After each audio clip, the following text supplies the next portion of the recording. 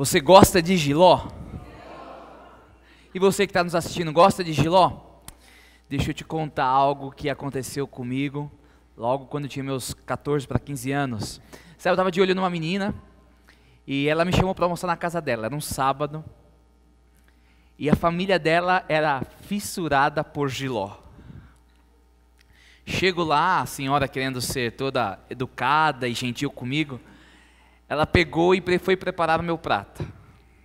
Colocou o arroz, o feijão, a farofa, um tomate e o prato principal, aquela concha grande de jiló. Quando eu olhei para aquele jiló e ele olhou para mim, a gente não se deu bem não. E eu falei, e agora? Vou fazer descaso? Vou falar que eu não como? É a primeira vez, essa mulher nunca mais vai querer eu ver na minha casa, na casa dela, ela não vai querer que deixar eu namorar com a filha dela, eu vou comer esse jiló. Aí eu lembrei algo que meu pai sempre falava para mim, quando você tem algo que não gosta, sabe o que você tem que fazer? Fazer rápido e terminar logo. Tem lição de casa, não gosta? Termina logo, faz rápido. E eu lembrei do princípio do meu pai. Já sei o que eu vou fazer. Eu vou devorar esse jiló rapidinho para tirar ele da minha frente e colocar para o passado para esquecer dele. Colocou, fizemos uma oração, respirei fundo porque eu nem senti o cheiro do jiló. Catei o garfo. Acabou o jiló. Estava louvando a Deus, acabou. Aí aquela senhora, eu não sabia que você gostava tanto de jiló. Foi lá e colocou mais um pouco. Aí eu pensei comigo, meu pai, eu te pego. Mas que bom que você está aqui, que bom que você está nos assistindo. Nós temos a alegria de ter conosco a igreja do Cruzeiro do Sul aqui conosco. É um prazer rever muitos de vocês, já fazia alguns dias que não os via. E nós estamos continuando a nossa jornada no Salmo 15, convidados de Deus. Mas antes de adentrarmos, eu quero mandar um abraço para o amigo Ivan. O Ivan está nos assistindo lá de Cuiabá. Um grande abraço ao meu amigo Ivan. Depois eu vou contar uma história que aconteceu comigo com o Ivan. Uma história do barco, ele foi me dar uma volta de barco comigo. Ficamos presos no meio lá do rio Cochipó. Também quero mandar um abraço para a Bequinha, para a Olívia e para a Mari que estão lá no Canadá. Mas nós estamos tentando responder uma pergunta muito importante. A pergunta que se encontra no Salmo 15, logo no verso 1. A pergunta é a seguinte: quem, Senhor, habitará no teu? Quem há de morar no teu? O Salmo 15 começa com uma pergunta essencial: quem vai morar com Deus? Quem vai habitar com Deus? E nos 4 versos que se seguem, nós temos quantos itens? Quantos?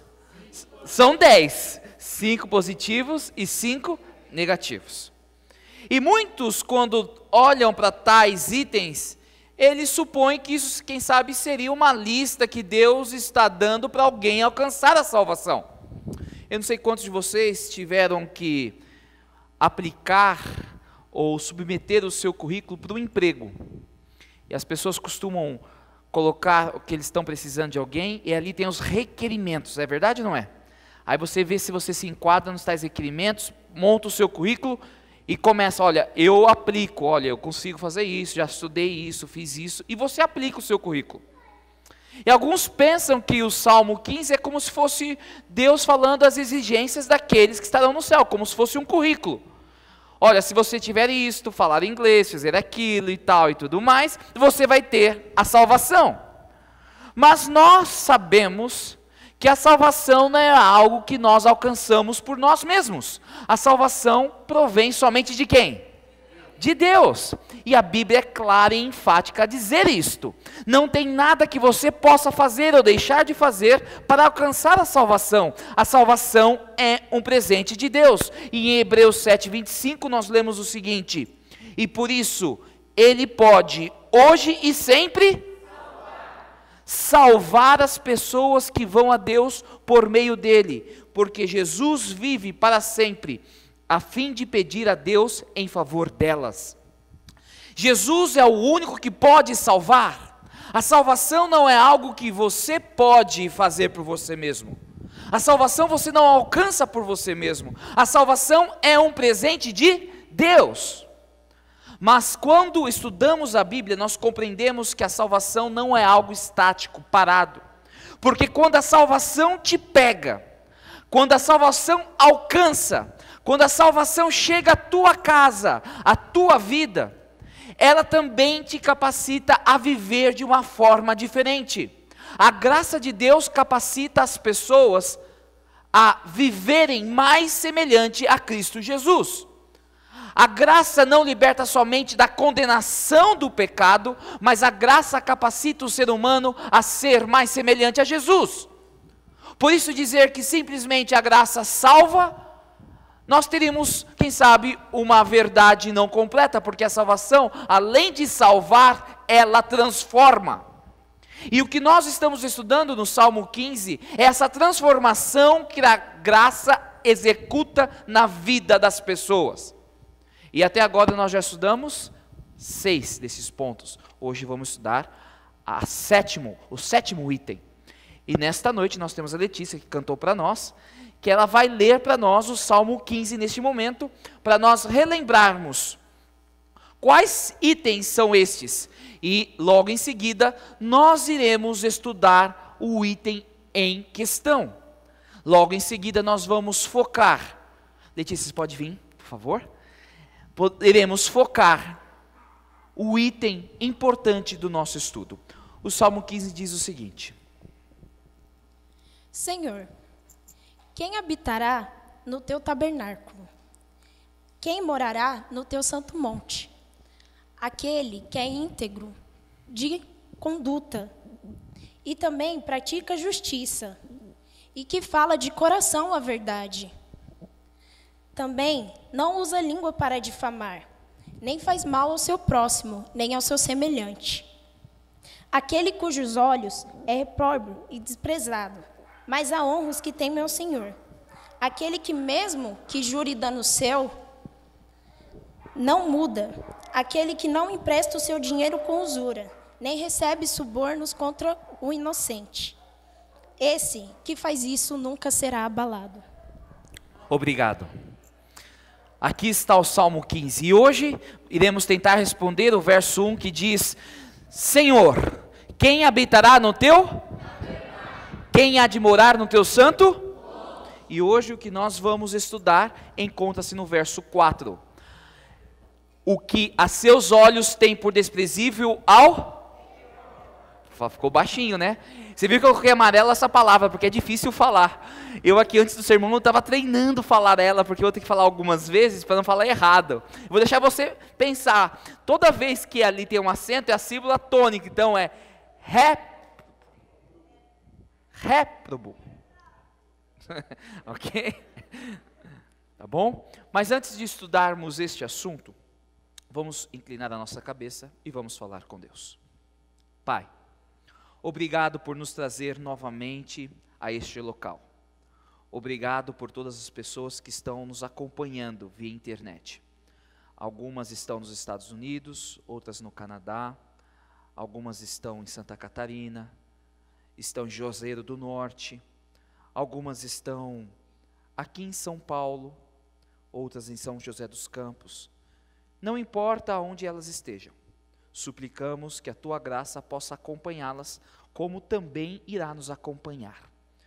Que o Senhor possa iluminar a nossa mente, para compreendermos a mensagem de hoje, e mais do que isso, para colocarmos em prática. E tudo isto nós pedimos e suplicamos no nome de Cristo. Amém. Eu vou ser sincero para você, hoje eu como jiló, mas se depender de mim, eu não escolho o jiló. Se eu tiver a opção de escolha, eu não vou comer.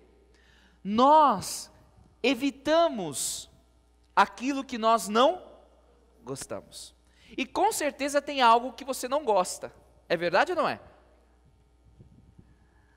Há algo que você não gosta. E há algo que você gosta e gosta até demais. Igual, um dos meus problemas é chocolate. eu sou chocolatra, estou confessando. Sabe o que eu faço? Eu nem chego perto de chocolate, eu não como, porque se eu pegar, eu tenho que comer muito. Eu não consigo ficar num... Você pega um bis, eu não como um bis, eu como a caixa. A barra, eu não como um gomo, eu como a barra. A caixa de bombom, eu não consigo comer um, eu como a caixa. Então sabe o que eu faço? Eu nem chego perto, eu nem como, nem começo, porque eu sei aonde eu vou chegar. Mas as coisas que nós não gostamos, nós o quê? Evitamos. As coisas que você não gosta, você evita, porque você não quer ter o desprazer de ter que, quem sabe, experimentar ou passar por uma situação que você não sente confortável. E o texto de hoje, ele tem essa ideia. No Salmo 15, verso 4, nós vemos o que a seus olhos tem por desprezível ao réprobo. Ou seja, a pessoa que aceitou a Jesus, foi transformada por Jesus, ela não sente confortável, ela não sente-se bem próximo ao réprobo. Quem pode me dizer que é réprobo? Eu vou dar R$10 aqui agora. Difícil, né? Tem algumas palavras que a gente não sabe o que isso quer dizer. Nós estamos... Opa, acertou ele. Vou aqui usar e apresentar para vocês o Salmo 15, verso 4, na nova tradução da linguagem de hoje. E quem sabe fica um pouco mais fácil. Nós lemos o seguinte: Ele despreza aqueles que o Senhor rejeita. Ele despreza aqueles que o Senhor rejeita. Mas ainda, pastor, não está muito claro. Quem é que o Senhor rejeita? O Senhor, Deus rejeita alguém? Quem seria rejeitado por Deus? Quem que você acha que Deus rejeita? Você já parou para pensar nisso? Porque aqui diz que aquele que ama a Deus, aquele que é transformado por Deus, segundo o texto, despreza aquele que é rejeitado por Deus. Mas quem seria rejeitado por Deus? Uma boa pergunta, não é? Vamos ver aqui, em Mateus 9:11, nós lemos o seguinte: Ora, vendo isto, os fariseus perguntavam aos discípulos: Por que come o vosso mestre com os publicanos e... Eu te digo uma coisa, Deus não rejeita nem publicanos e nem pecadores. E quem eram os publicanos? Os publicanos eram os traidores da época. Os publicanos eram aqueles que eram israelitas, judeus, mas que prestavam serviço ao Império Romano. Era um grupo detestável, um grupo que os judeus não engoliam, porque eles exploravam os próprios irmãos. A pessoa mais detestável da sociedade, que eram os publicanos, sentava-se e comia e passava tempo com quem? Com Jesus. E não só eles, quem? Os pecadores. Então se você disser, não, Deus ou Jesus rejeita os pecadores. Não, Ele não rejeita os pecadores. Ele não rejeita os publicanos. Pelo contrário, lá no livro de Mateus, mais adiante, no verso 21, verso 31, diz o seguinte: Digo-lhes a verdade, os publicanos e as prostitutas estão entrando antes no reino de Deus. Olha o que Jesus está falando. Jesus veio para buscar e salvar aqueles que estavam perdidos. Mas a Bíblia diz que Deus, Jesus, rejeita pessoas. E quem são esses? Quem será que Deus rejeita? Queridos, quando você estuda a palavra de Deus, você vai compreender que Deus não rejeita ninguém. Ponto. Deus, Ele é amor. Se Ele rejeitasse alguém, Ele não teria enviado Jesus Cristo para morrer. Mas somos nós que rejeitamos a Deus, somos nós que rejeitamos a sua palavra. Acho que tem um guarda-chuva aí atrás, não tem? Ô Carlão, tem um guarda-chuva aí atrás? Traz para mim aqui, eu quero dar um exemplo aqui, enquanto você traz, por favor. Não Deus não rejeita ninguém. Somos nós que rejeitamos a Deus e a sua palavra. Somos nós que fugimos de Deus.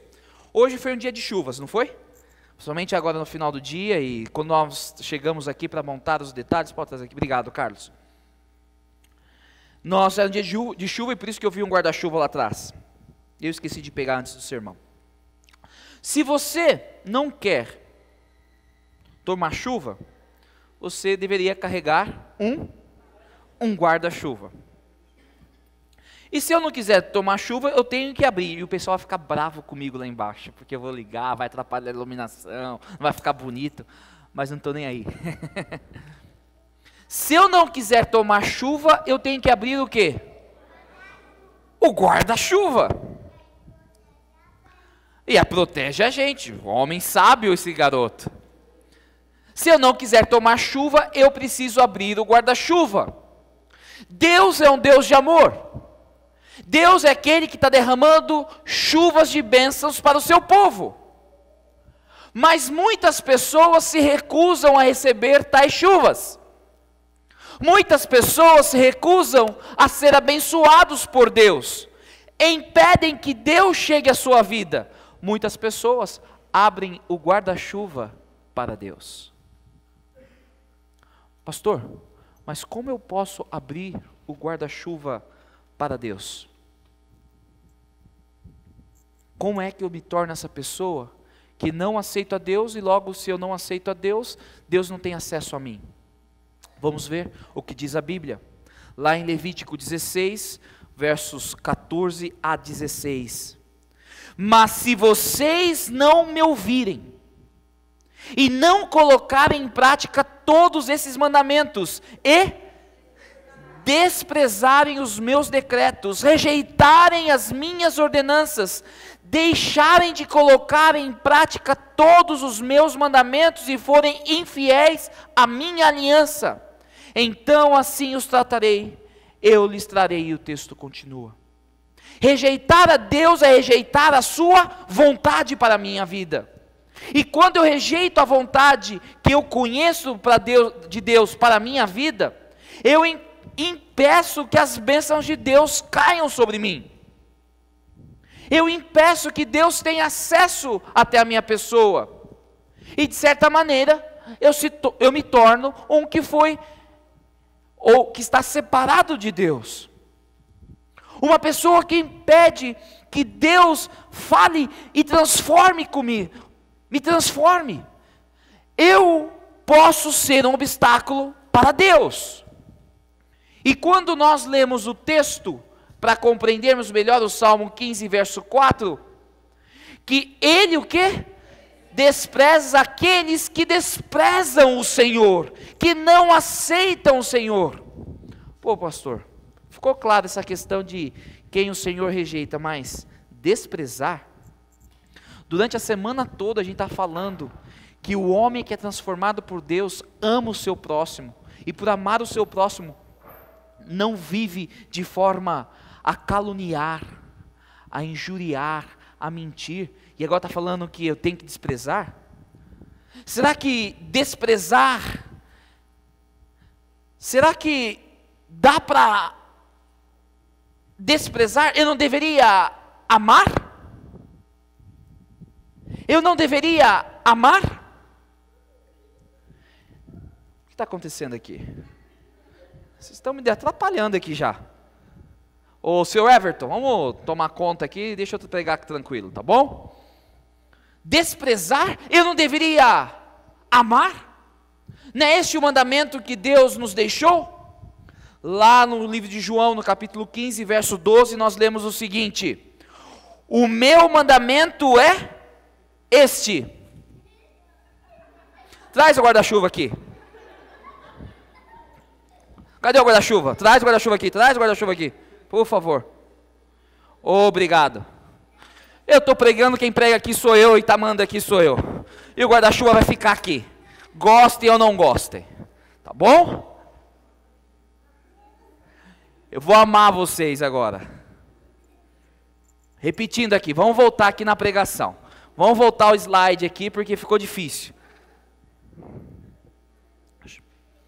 O texto bíblico nos diz o seguinte, lá no livro de Salmo 15, verso 4, nos diz o seguinte: ele despreza. Mas pastor, desprezar, nós não deveríamos amar? Nós não deveríamos ser aquelas pessoas que transmitem o amor? Como que desprezar e amar andam de mãos juntas? Pastor, tem algo errado? E queridos, toda vez que você aparentemente ver uma contradição na Bíblia, saiba o seguinte: a Bíblia não entra em contradição. A Bíblia é clara ao dizer, nas palavras do próprio Cristo, em João 15, verso 12, o meu mandamento é este: amem-se uns aos outros como eu os amei. Nós devemos amar as outras pessoas, e se eu amo as outras pessoas, eu não vou querer fazer mal para as pessoas, eu não vou desprezar as pessoas, eu não vou caluniar, não vou mentir, não vou difamar, eu vou ser uma pessoa íntegra. Todas essas coisas que nós estamos estudando no Salmo 15. Pastor, não estou entendendo mais nada. Afinal, despreza ou não despreza? A questão é que este texto é muito difícil de ser traduzido, mas a ideia aqui é a seguinte: aquele que é transformado pela graça de Deus, ele não exalta o pecado e aquele que peca. Aquele que é transformado pela graça de Deus, ele não se alegra com o pecado, com as consequências do pecado e com quem leva o pecado. Aquele que permite que a graça de Deus tome conta da sua vida, ele não sente prazer em ver o sofrimento, não sente prazer em ver o pecado, não sente o poder, não sente a alegria, o prazer de ver as consequências do pecado. Aquele que é transformado pela graça de Deus, ele não promove o pecado, ele não exalta, ele não promove os pecadores. Pelo contrário, é igual Giló. Você não gosta do Giló? Se você não gosta de Giló, você vai evitar. E o que o texto da Bíblia está dizendo é o seguinte: a pessoa que permite que a graça de Deus tome conta, ela não vai ter alegria com o pecado. Ela não vai ter prazer em estar lidando com coisas que levem ela ao mal. A pessoa que permite que a graça de Deus alcance, será uma pessoa que vai evitar estar em pecado, ou promover o pecado, ou se envolver com o pecado. A luz e as trevas não andam de mãos juntas. Quem sabe nós poderíamos ter um outro texto para explicar um pouco melhor Salmo 15:4. Seria o Salmo 1:1. E nós lemos: bem-aventurado o homem que não anda no conselho dos ímpios, não se detém no caminho dos pecadores, nem se na roda dos escarnecedores. Ou seja, aquele homem que é transformado, ele é um homem bem-aventurado. É um homem que não vai andar no conselho dos ímpios. Ele não vai pensar como os ímpios pensam. Ele não vai se deter no estilo de vida dos pecadores. Ele vai agir de maneira diferente, porque ele foi alcançado pela graça. Ele foi alcançado pela salvação. Se o mundo fala em revidar, o homem de Deus age de maneira diferente, porque ele nasceu do alto, é uma nova pessoa. O Salmo 15 traz um retrato daquela pessoa que é transformada. E a pessoa que é transformada não tem prazer no pecado, das consequências do pecado e das pessoas que trazem o pecado.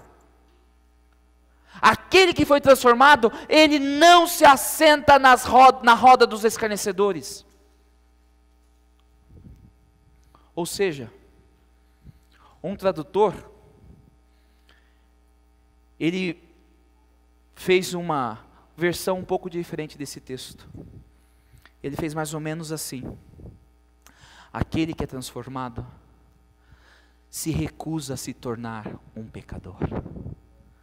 Aquele que é transformado se recusa a se lançar no pecado. Aquele que é transformado, ele não vai mais ter a sua vida dominada pelo pecado. O pecado vai ser uma exceção na sua vida.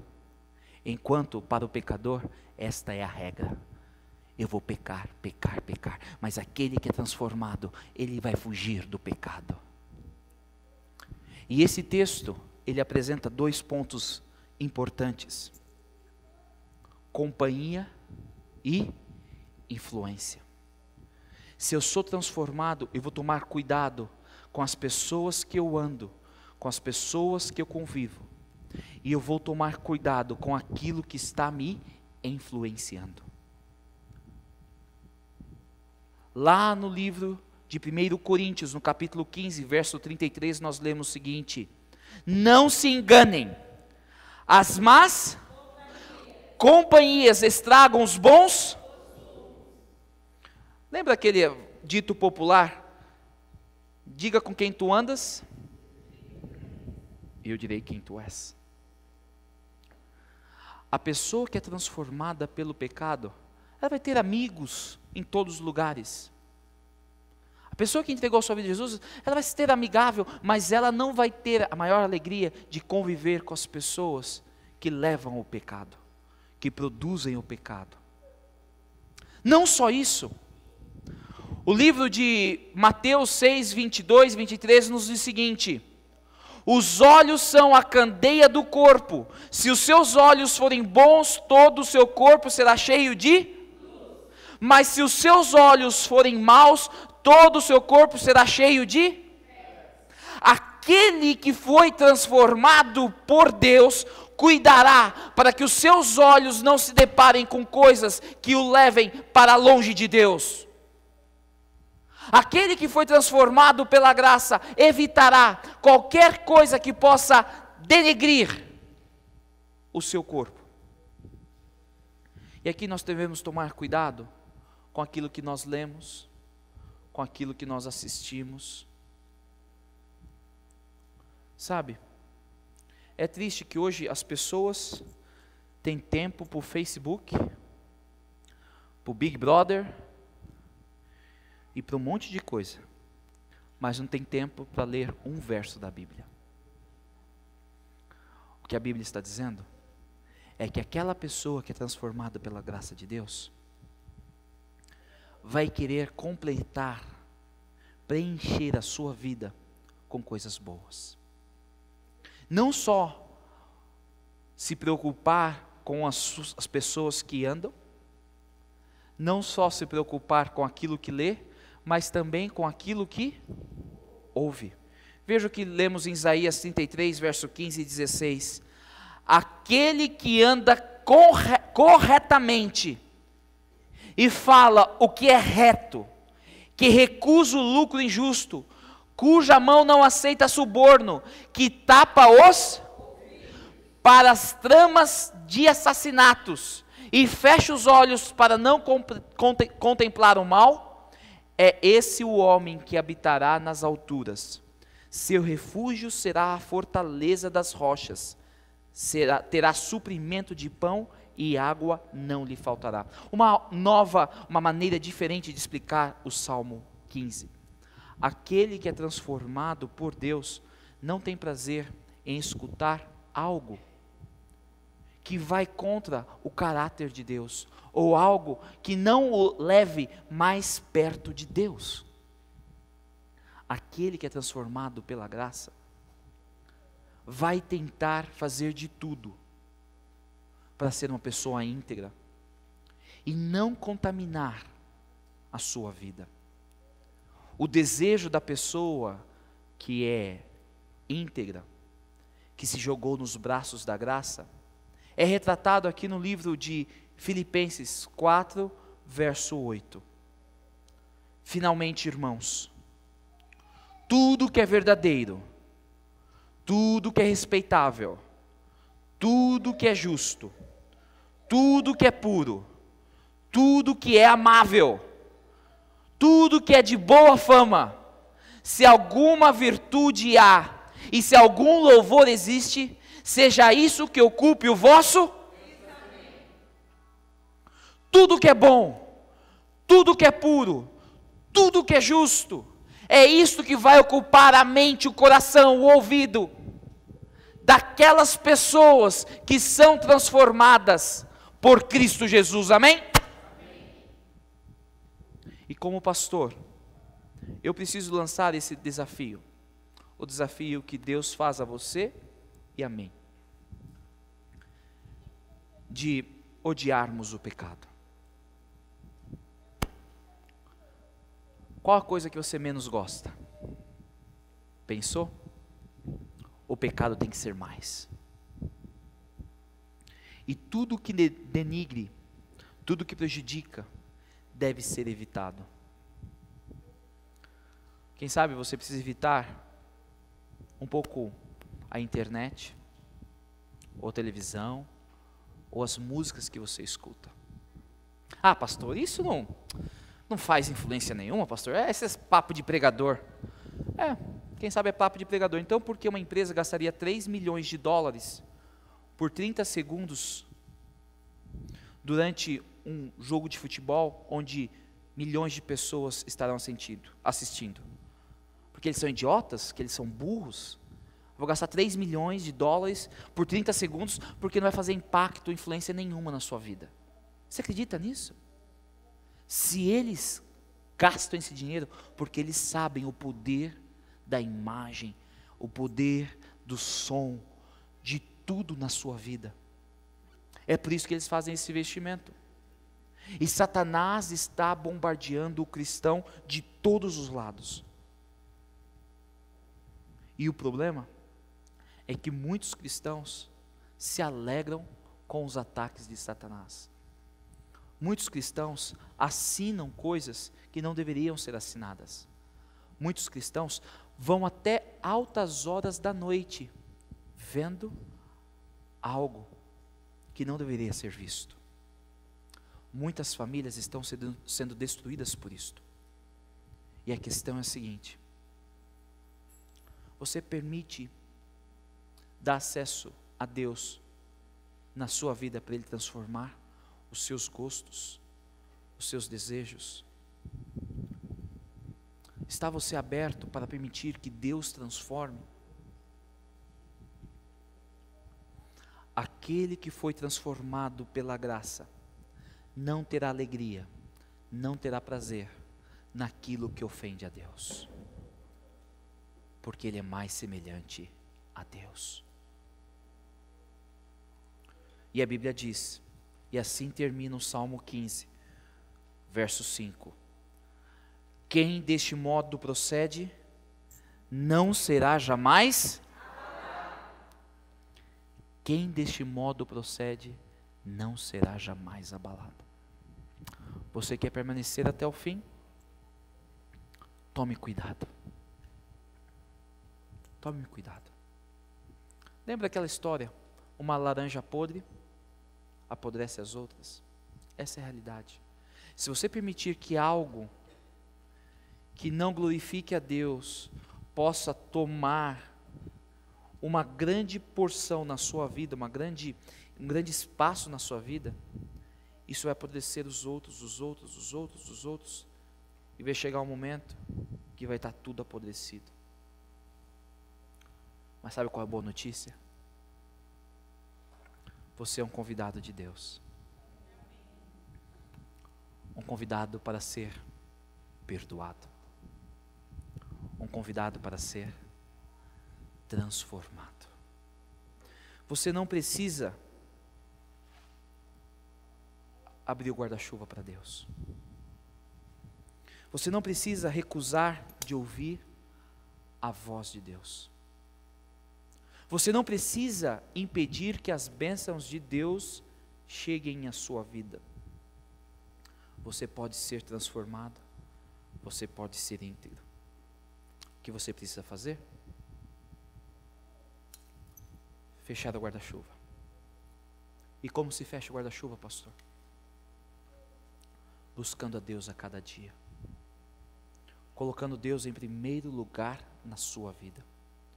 Buscai em primeiro lugar o reino de Deus e a sua, e todas as outras coisas vos serão acrescentadas.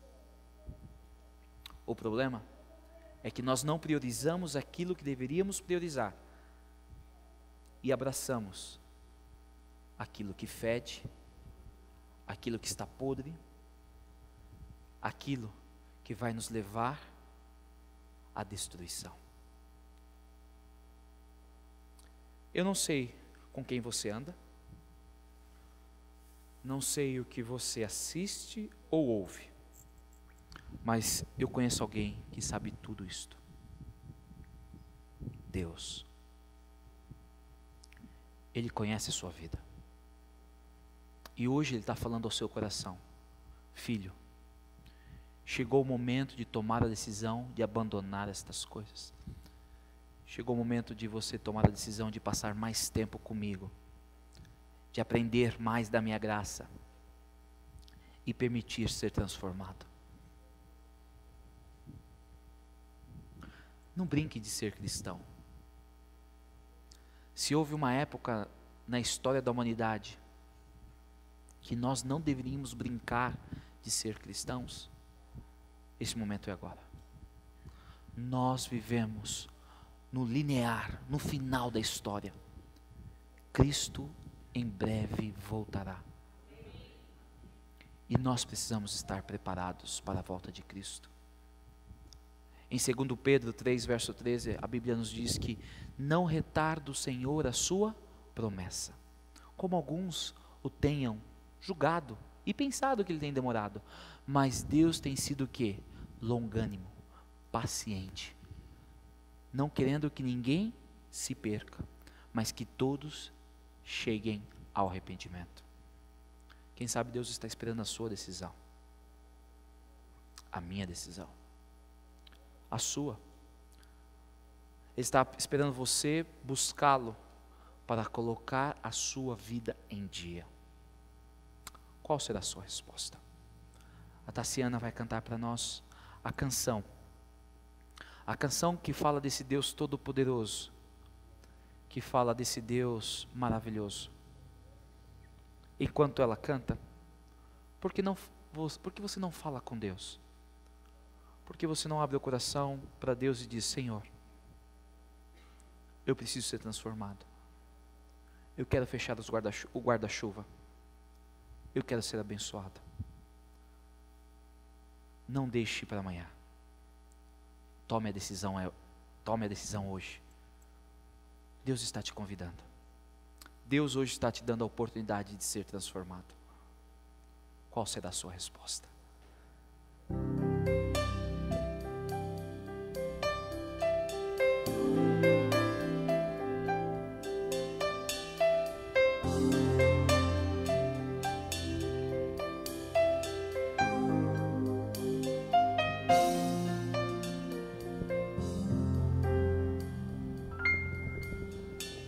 Meu Deus habita acima das estrelas, honrado pelos anjos, seu nome tem poder. Reina sobre todo o universo, em sua autoridade rege as nações. Esse mesmo Deus conhece a tua vida, conhece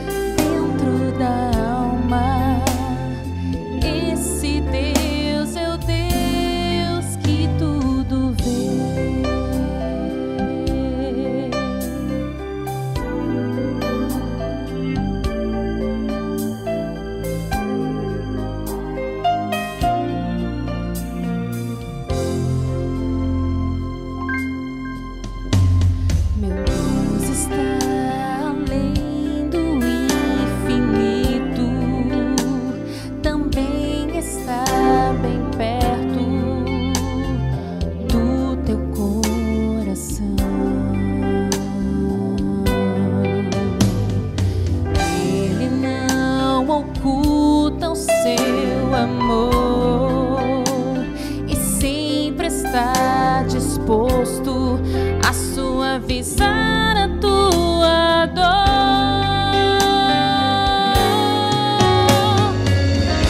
Ser mais sublime que as riquezas, o amor que excede as grandezas está em teu coração. Conhece os humildes e contritos, dá alívio aos aflitos e nunca vai negar-te a mão. Esse mesmo Deus conhece a tua vida, conhece o teu mundo, conhece o teu ser. Ele sabe tudo o que sentes, vê dentro da alma. Esse Deus é o Deus que tudo vê. Esse Deus ainda chora as tuas lágrimas,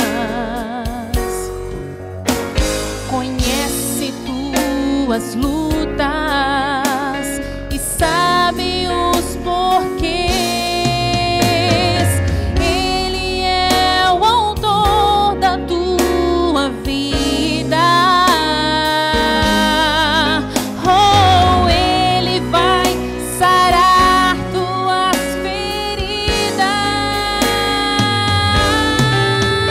Esse mesmo Deus conhece a tua vida, conhece o teu mundo, conhece o teu ser.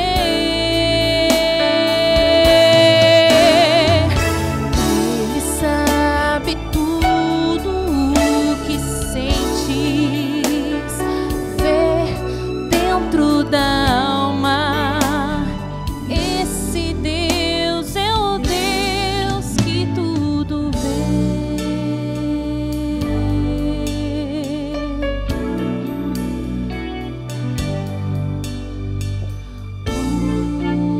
O Deus que tudo vê.